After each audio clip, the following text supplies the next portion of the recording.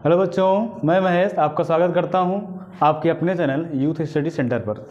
हम लोग क्या समझने वाले हैं, यूथ स्टडी सेंटर पर हम लोग पिछले वीडियो में ये देखे थे कि सिमिलरिटी दो ट्रायंगल का सिमिलरिटी कैसे होता है, और उसमें हम लोग समझे थे कि दो एंगल बराबर होते हैं तो कैसे बनता है, या भुजाओं का अनुपात बराबर होता है तो कैसे होता है। इस तरह से हम लोग दो एग्जाम्पल लेके आज समझने वाले हैं।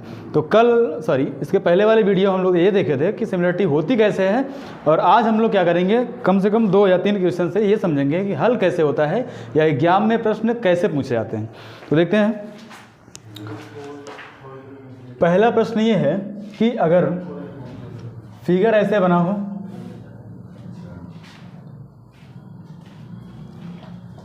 और इसमें लिखा हो ABC, यहाँ P हो, यहाँ M हो, और यहाँ पर ये लंब है, यहाँ पर ये लंब है, और हमें ये शो करना है। शो करना मतलब सिद्ध करना है। प्रूव दैट में पहला ट्रायंगल है ABC के सिमिलर दिखाना है AMP के। ये है, ये पहला क्वेश्चन है। दूसरा क्वेश्चन ये है कि जब ऐसा होगा तो हमें ये दिखाना है कि CA बटे में PA के बराबर होगा BC बटे में MP। ये पहला प्रश्न है। तो आइए देखते हैं, होता क्या है कि जब दो त्रिभुज में कोई दो कोण, किन्हीं दो त्रिभुजों में अगर दो कोण बराबर हो जाए तो दोनों त्रिभुज एक दूसरे के समरूप कहे जाते हैं। सर्वांगसम नहीं, केवल समरूप कहे जाते हैं। तो हमें क्या करना है, इन दोनों त्रिभुजों में दो एंगल ढूंढना है। तो सॉल्व में देखते हैं, सॉल्व में एक ट्रायंगल लेते हैं ABC, in triangle ABC and triangle, अगला ट्रायंगल क्या है AMP। तो इन दोनों में हमें दो एंगल ढूंढना है। तो देखिएगा, एंगल A, इस ट्रायंगल में एंगल A और इस ट्रायंगल में भी एंगल A, दोनों में एंगल A बराबर है। बराबर का मतलब यहाँ बराबर कैसे है, कॉमन है, क्योंकि वही कोण दोनों में है। दोनों में कैसे है, ABC में भी एंगल A है और APM में भी एंगल A है, इसलिए कॉमन हो जाएगा। अब ABC वाले में कोण B 90 है और APM वाले में M 90 है। इसका मतलब कोण B इधर से, कोण M इधर से, दोनों 90 हैं। दो कोण मिल गए। अब ये दो कोण बराबर हो गए तो होगा क्या, जो ट्रायंगल ABC है, ABC समरूप हो जाएगा। अब देखना, यहाँ ध्यान से देखना कि जो एंगल जिसके बराबर है उसी के सामने लिखना है। A के बराबर A है तो यहाँ A लिखेंगे, B के बराबर M है तो B के बराबर यहाँ M लिखेंगे। तीसरा जो बच जाएगा वो अपने आप बराबर हो जाएगा। अर्थात पहला वाला जो हमसे पूछा था कि ABC सिमिलर दिखाइए AMP के, पहला वाला हो चुका है। अब दूसरा वाला कैसे होगा, समरूप का नियम ही होता है कि जब दो त्रिभुज समरूप होते हैं तो उनकी भुजाओं का अनुपात इक्वल होता है, समान अनुपात में बराबर होते हैं। इसका मतलब AB के बटे में यहाँ से AM आएगा, के बराबर BC, यहाँ आएगा MP, फिर बराबर यहाँ से यहाँ तक लेंगे तो AC बनेगा, फिर यहाँ से यहाँ तक लेंगे तो क्या बनेगा, AP बनेगा। लेकिन हमें केवल दो ही चाहिए, CA बटे PA। CA बटे PA का मतलब ये वाली भुजा है। अगर इसको उल्टा लिख दें, CA बटे PA बन गया।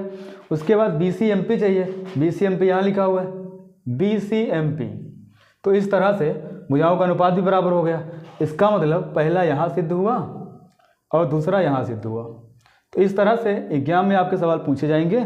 तो हमें क्या करना होगा, दो कोण ढूंढने होंगे दोनों त्रिभुज में। अगर दोनों कोण दोनों त्रिभुज के बराबर हैं तो तीसरा अपने आप बराबर हो जाता है, और साथ ही साथ दोनों त्रिभुज क्या होते हैं, आपस में समरूप होते हैं।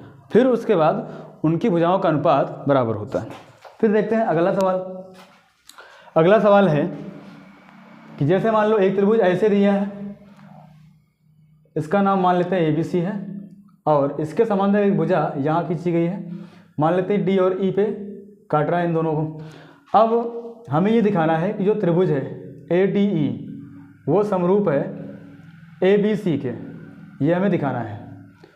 तो समझते हैं, यहाँ पर एक चीज़ आप समझते होंगे कि जब दो समांतर भुजाएं जा रही हों और उन्हें कोई अन्य रेखा काट रही हो, तो यहाँ वाला कोण इसके बराबर होता है, यानी 1 वाला 3 के बराबर। यहाँ वाला कोण इसके बराबर होता है, यानी 2 वाला 4 के बराबर, जिसे हम संगत कोण कहते हैं। अब इसी का यूज करके हम लोग इसको क्या करेंगे, समरूप दिखाएंगे। तो आइए देखते हैं। ये भुजा इसके समांतर है, यानी कोण डी बराबर कोण बी हो जाएगा। ये भुजा इसके समांतर है, कोण डी बराबर कोण सी हो जाएगा। बस यही दो कोण हमें देखने हैं। तो होगा एंगल डी बराबर एंगल बी के, किसके त्रिभुज में, त्रिभुज भी लिखना होगा। इन ट्रायंगल, पहले ADE है, ADE, और दूसरा त्रिभुज क्या है, ABC है। इन दोनों को पहले लिखना है क्योंकि उसी में से कोण लिया जा रहा है। फिर D बराबर हो गया B के, फिर अगला कोण क्या है, E है। एंगल E बराबर एंगल C हो गया। अगर आप तीसरा भी लिखना चाहते हैं तो एंगल A इसमें भी और एंगल A इस ट्रायंगल में भी बराबर है, तो लिख सकते हैं। हालांकि दो ही एंगल का काम होता है, अगर तीनों लिख देंगे तब भी ठीक है। दो कोण बराबर हो गए तो हम ये कहेंगे त्रिभुज ADE समरूप बना त्रिभुज। अब यहाँ देखना है कोण एंगल किसके बराबर है, D के बराबर है B के, तो जहाँ D है उसी के सामने B लिखना है। E के बराबर C है, E के सामने यहाँ C लिखना है। A के बराबर A है तो A के बराबर A पहले से लिखा हुआ है। इसका मतलब इस तरह से समरूपता बनता है और आपको समझ में ज़रूर आया होगा। और अगर नहीं आया है तो एक बार वीडियो और देखें और उसके बाद अगर अच्छा लगा हो अपने दोस्तों के साथ शेयर करें, कुछ क्वेश्चंस लेकर ज़रूर सॉल्व करें। धन्यवाद।